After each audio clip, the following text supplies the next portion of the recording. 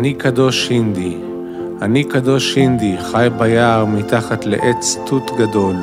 ניזון על קליפות של צנוברים, אבקות צמחים, שותה טל, מתרועע עם נחשים, מלקק מפיותיהם הצהובים את צוף הארס, צם ימים שלמים, שבועות, נוגע במחוזות הערה במדיטציות לאינסוף.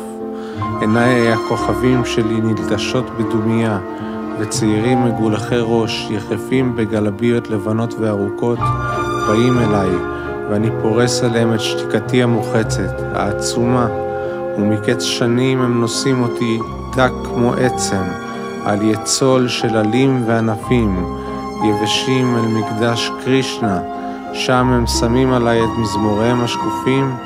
ואני שב ומתגלגל אל תוך חוויה חדשה, יודע את האיוולת שבמילים.